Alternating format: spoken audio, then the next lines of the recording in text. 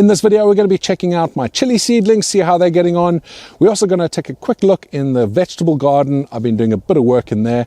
And lastly, we're going to be looking at the greenhouses and seeing the prep work that I've been doing there, getting ready for springtime. Let's start off with the vegetable garden. So all that I've done here is my artichokes. We've trimmed those right back.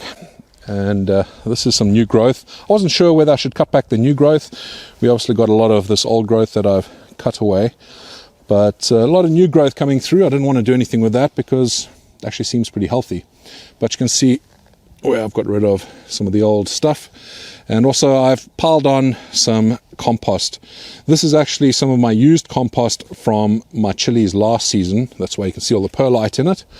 And that'll give a nice little nutrient boost. I'll also give it a feed as the season really progresses. I've done a similar thing over here with my asparagus. I've trimmed that right back. That was a big bushy mess over here, leftovers from last year.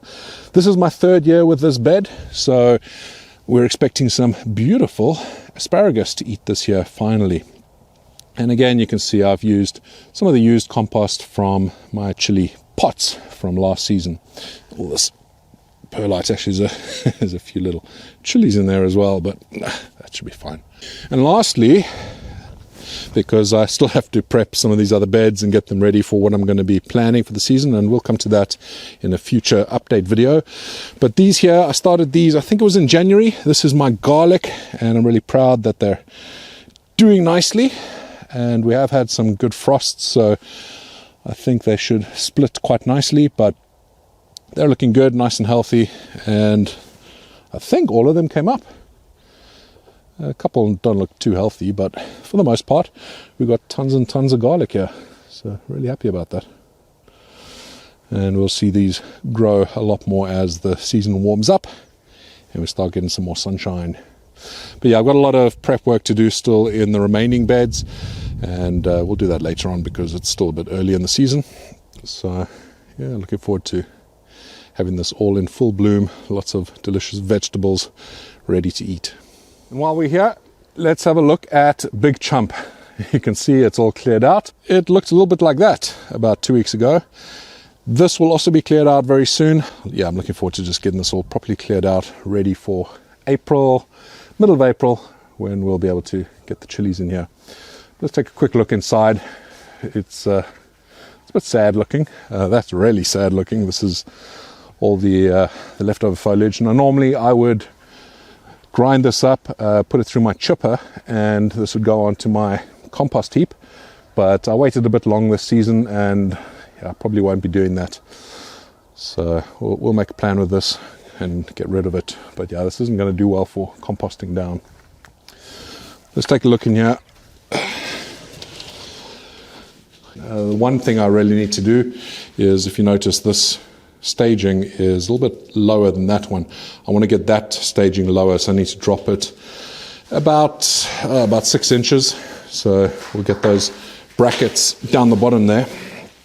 We'll get those brackets lowered to the ground, and yeah, it's not a small job. So I'll make sure to get that done in the next couple of weeks, but that'll allow me more growing space above, which was perfectly fine over here. Plenty of space over there. You can see these ones are right down to the ground. That's pretty much what I want to get the other side to.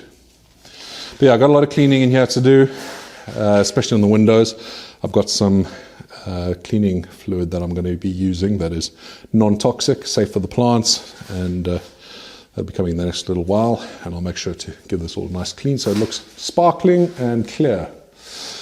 We had some serious wind just a couple of days ago, so I had to disconnect all of my auto vents, and because of this greenhouse doesn't have storm locks, I had to just jimmy up something there. You can see just a bit of cord that holds this down, and I've done that with each one of these because they were banging away and they're likely to break. So yeah, you want to strap them down. Thankfully with the Rhino greenhouse that isn't a problem because it actually has storm locks. I still had to disconnect the pistons, but you just use the storm lock. We'll go have a look in there quickly.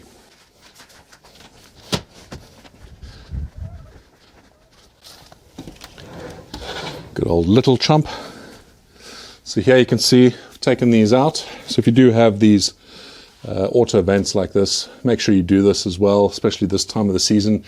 If you live anywhere near where I do, you're definitely going to have a ton of wind over the next few months. But this is a storm lock that stops this from coming up. If I mean, how easy is that, just to add that to your greenhouse? Why the heck they don't have it in that greenhouse, I don't understand. But that's basically what starts happening when the wind starts pumping. With a storm lock on, no problem at all. But yeah, so we've got that all set up, and this will be cleaned up within the next week and a half. I think we're going to be doing that next week. Still so many chilies on here. I really don't want to waste so many next year. It's a sad sight. Let's go look at the chili class of 2023, see how the seedlings are doing. We'll go the long way around so you can have a look at the girls, the chickens. They've been creating lots and lots of beautiful compost for me. I still need to figure out when best to use it. We just get so much from them. It is unbelievable. But yeah, they're getting excited. They can hear me coming. Hello, girls. They desperately want to get out. Unfortunately, with the bird flu, we have some restrictions on what we can do with the chickens. Need to actually get in there and clear up some more of that compost. But yeah, they desperately want to get out, and I can't wait till I'm allowed to. Number one, they're ripping up this ground, but that's the least of my worries. It's more about how dull it must be to be stuck behind this fence. But hopefully soon those restrictions will be lifted.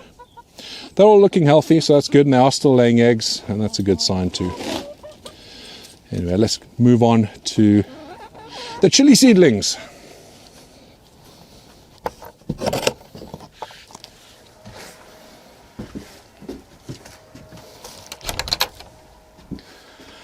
This has got to be one of my favorite places to be at this time of year. I come in here every night, normally after everyone heads off to bed, and I spend a bit of time in here just checking on the plants and seeing what's germinated, make sure that everything's healthy, make sure they're watered, and yeah, it's just a great place to be. It's not the biggest space in the world, but it's more than good enough for what I need it for. We have some propagation stations that are busy germinating some seeds, and we'll be taking the lids off of these very soon. These are all soil based, and then over here we have a couple that are started via hydroponics, and they're looking nice and healthy. One thing I actually need to do, you can see there is a fan that I have blowing over those plants, and that's to help them from damping off a little bit. I have a couple new fans over there. Now, unfortunately, these fans, I did test them inside the house, and they are not fantastic.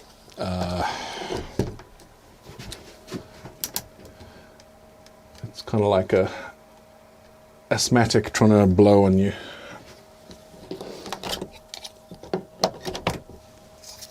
There we go, it's on. It'll at least move the air around. It's not going to move the leaves, which I do like to happen as well.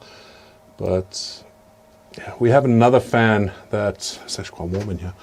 We have another fan that's sitting over there, and that's a nice one, and that really moves the air around. I do have another one, but I think it'd be too much in this small space. So yeah, I think that one with these hanging up over here, I think that'll be more than enough for what I need. Angle that there. So we've had a few that haven't germinated. So we've got that one there, and there, but that's not too bad. One more over there. This is not heated, but you really want to get around 26 to 28 degrees Celsius. I have made a suggestion to the guys at Letpot to get some sort of heating element in here. I think that would be a great addition to one of these, but we'll see how that goes. They're quite interested in that. And let's see what varieties we have in here. So this is seed tray LE1. Now this is Seedsio, by the way. This is the application I've created, so you can track things like your seed trays, plants through the season, that sort of thing. So LE1. Okay, at the back there, that's a pepperdew, so Malawian Picant. That was meant to be a pepperdew. This little one, this is very cool. I'll focus in on that in just a little while, but that's also pepperdew. So the back 2 rows are pepperdew. So that one there, the bigger leaves, broader, big old broad leaves. Pepperdews are pubescents, if I remember correctly. And the front 2 rows, those are my CC jalapeno. So these ones, that's 32 days, that's how old that is. And these will just keep growing much quicker. Yeah, all of these are looking really healthy. I'm just using the food 2-part hydroponics nutrient that are provided with the system. And I haven't actually had to top it up for a little while, so it's doing well. If we go and check out the seed statistics, we can actually see how long on average these have taken to germinate. So if we just go down to the seed tray, so let's do the pepperdew. And pepperdew, with the let pot experiment, we have 5 germinated, and the average germination was 5 days. For my other pepperdews, where I had them in other trays in soil, it was an average germination of 11 days. So yeah, these germinated quite quickly. Let's see what the CC jalapeno did, because I've got the CC jalapeno growing in other areas as well. So let's bring this up. CC jalapeno, okay, again, let pot experiment, 5 days germination. That's not bad at all. In all my other seed trays, it's averaging 8, 9, and 7 days. It might be a bit more of a challenge if I was using some super hots in here, some capsicum chinense, because they definitely need a hotter environment to be able to germinate. So the lights are doing well. They come on at 5 p.m. with all my other lights. They come on at 5 p.m. and switch off at 9 a.m. But before I close it off, I want to show you my cool little twisty plant. So I noticed this little plant over there. Check that cool little stem. It's still growing out like that. Normally it straightens out, but I think this one is kind of set in, and I'm curious to see how it develops over time, if it maintains that little loop. You can see over there. I did post this up on Instagram, so if you don't follow me on Instagram, make sure that you do. You'll be able to see little things like this. But yeah, he's looking healthy, and yeah, we'll see how it progresses through the season if the loop goes away. This here is another interesting one. This is my other let pot system. It's not as advanced as the big boy over here, but it does a good job. It doesn't automatically fill or anything like that, but it has got a timer. It does connect up to the Wi-Fi and all that. And I will do a proper unboxing and review on this in the future. But what's interesting to note here, well, firstly, the seeds that I planted, these are ones that I received from Kangstar. So it's some of his favorite varieties that he's created. And they're still yet to come up. They're a bit more challenging. One has tried to come up, but it's not looking very healthy. The others I'm still waiting on. Again, it's quite tough when this isn't heated. What is interesting to note, though, are these two here. So in a recent video, I did a comparison with various soil types with starting seeds. And one of the soil types I used is peat moss. And these two plants are out of that experiment. I did mention in that video that I was going to take out a plant and try and plant it in another medium, which is exactly what I've done here. This one is doing beautifully. You can see the root system coming through there nicely, and it'll keep on growing. But the leaves are looking healthy. They've really responded well. This one here, it is starting to put out some new growth. The roots aren't showing yet, but give it a bit of time and I'm sure they will. This, what are those two varieties? Let me just look this up again on Seedsio. That's a little Dorset Naga plant over there. And this one here is a 7-pot Primo that I got seeds from Troy Primo himself. This propagation tray is the last one that I've actually planted, and these are a mix of, well, mostly it's tomatoes. So I've actually named this tray tomatoes, and you can see that we've got a whole load that have come up, and actually need to mark all these. We've got loads of chilies coming through. So the back 2 rows, I think they're manzanos. So that's tray T14. The back 2 rows, I've already marked those as all germinated. The last time I checked, which was last night, those ones weren't germinated. So we've got some Antepa Hidalma along that way. We've got some more pepperdews across the 4th row. 5th and 6th row, we have some more San Mazzanos. They're a different type of San Mazzano tomato. And we've got a new shoot over there. They're all stretching towards the sun at the moment because these lights only come on at about 5 p.m. and then they'll all start looking upwards.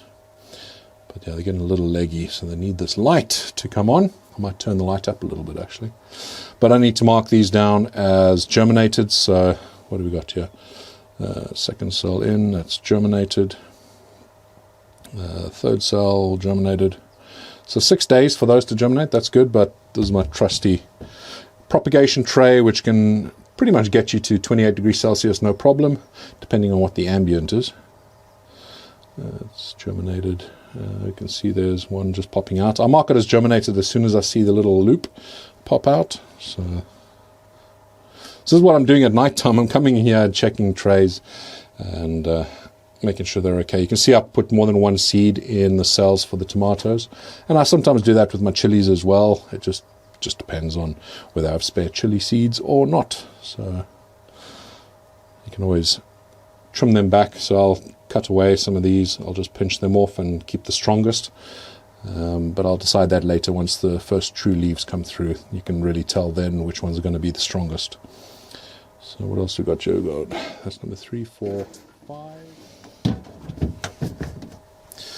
And also it's quite moist in there at the moment, so I'm going to open up one of these vents. Normally I leave those vents closed until they're all properly germinated and we have the first set of true leaves, but I don't want them to damp off at this early stage.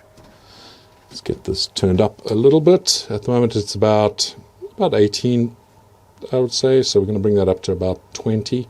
I'll take a look at it later once they're on for a little while, and I'll do some tests with a lux meter as well as my power meter, and we'll see how they're doing. So these ones here I'll need to check when I planted them. We have 2 seed trays in there, T13 and T12. Well, let's do T12 first. So most of them have germinated quite nicely. We can see that we planted these 22 days ago, so that's about 22 days of growth. That there is an orange lacer. These here, you can see the growth is a little slower when it comes to the super hots. These are prematales. And down here we have also some slow growth. There's some red prematales, these two. That's a bleeding jigsaw. And then that's a chocolate prematale, again, very slow growth. That one there, chocolate prematale, very small one over there. Again, I think I damaged the cotyledons because I tried to remove the seed cap.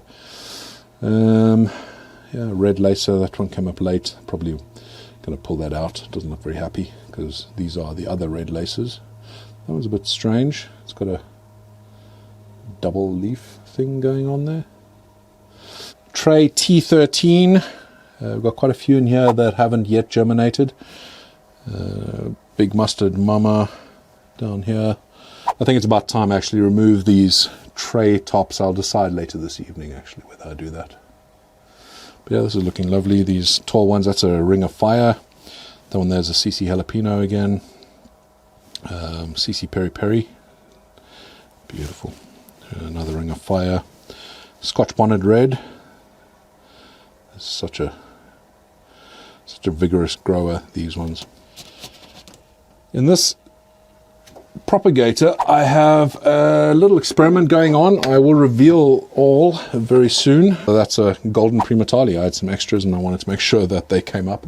But yeah, golden prematale, all 3 have come up. And you can see here, people ask, how do I choose which ones to snip off? It's pretty obvious here. That one it has the healthiest looking leaves, the biggest leaves, it's the tallest. Actually, there's 4 seeds in here. But all I do to get rid of this, hopefully you can see this, I just take my fingernails and pinch it, literally pinch it off, and there you go. So pinch off the ones you don't want. You can use scissors if you want. But if you get rid of the head, then it's not going to continue growing. So I'm happy with that. That plant will continue now unhindered by these other ones. That one there is obvious, came up very late, so we'll just pinch that off. There you go. Quite a lot of moisture on it. Again, I'll probably be removing the lids of these very soon, and they'll really enjoy having the fan blowing on them. So lovely. So those plants at the back there, those were planted on the 17th of February. That's a mix of 50% peat moss and 50% compost. And yeah, it's been, well, less than a month because today is the 15th of March. One thing I did want to point out with this seed tray, this is when you can tell that things are a bit too moist. When you start seeing roots coming out like that, where they're not underground in the soil, that means things are way too humid. That's why I actually have this lid off, because of that. If you are starting to see roots popping out and you have your lid on your propagation trays, then it might be time for you to take your lids off and let these plants dry out a bit. But yeah, we won't go through all of these. This is still from the experiment that I was doing. I couldn't bear to throw this away. There are some varieties in there that I really want that I actually realized I ran out of seeds for. So I'm going to keep that tray for now. We'll see how it goes. I might end up removing it later on because I have about twice as many plants as I need for the season so far. So I can pick and choose which ones I want to grow on. The last thing I wanted to show you was this interesting one. This is my CC Fushimi. So if you remember last year, I was growing a plant which had some real anomalous growth right early in the season, some strange leaf growth, things like that. And it ended up being quite a beautiful plant by the end of the season. Some variegation on the chilies and that sort of thing. I'm actually selling seeds for this. So if you have bought CC Fushimi from me, then it's the same variety that I'm growing out here. And hopefully you're getting similar results. But look at those leaves. Same thing happened last year. So it's great to see that this genetic trait has carried over into this F2 generation. And I'll keep growing it out and see what we do. But yeah, really excited to see the fruit on this one. See if we get the same effect that we did last year. But yeah, really proud of that one. That's really pleased me. If this is your first year growing chilies and you want some helpful tips to give you the best chance of success, have a look at this series of videos. It's something I put together a little while ago and I'm going to be adding to it again this year. We're going to be revamping some of the videos. It's my beginner's guide to growing chilies, so check that out. Thank you so much for joining me today while I did my rounds with my chili plants. I hope you enjoyed it and I look forward to seeing you on the next video. Until then, stay spicy.